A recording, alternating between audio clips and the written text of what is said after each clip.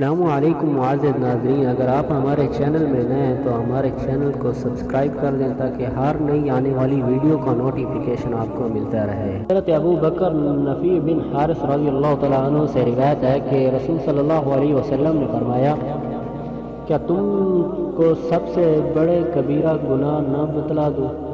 آپ صلی اللہ علیہ وسلم نے یہ بات 3 مرتبہ دہرائی۔ ہم نے عرض کیا، کیوں نہیں یا رسول اللہ؟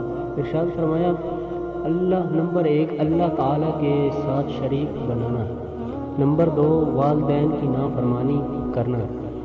آپ صلی اللہ علیہ وسلم پہلے ٹیک لگائے ہوئے تھے، پھر آپ صلی اللہ علیہ وسلم سیدھے کھڑے ہو کر بیٹھ گئے اور فرمایا، اچھی طرح سن لو، جھوٹی بات اور جھوٹی گواہی۔ پھر آپ صلی اللہ علیہ وسلم اس کو مسلسل دہراتے رہے، تاکید یہاں تک کہ ہم نے کہا کاش آپ صلی اللہ علیہ وسلم خاموش ہو جائیں۔ اور حدیث میں ہے کہ حضرت عبداللہ بن عمر بن العاص رضی اللہ تعالیٰ عنہما سے روایت ہے کہ نبی اکرم صلی اللہ علیہ وسلم نے فرمایا، بڑے گناہ یہ ہیں، نمبر 1 اللہ تعالیٰ کے ساتھ شریک ٹھہرانا، نمبر 2 والدین کی نافرمانی کرنا۔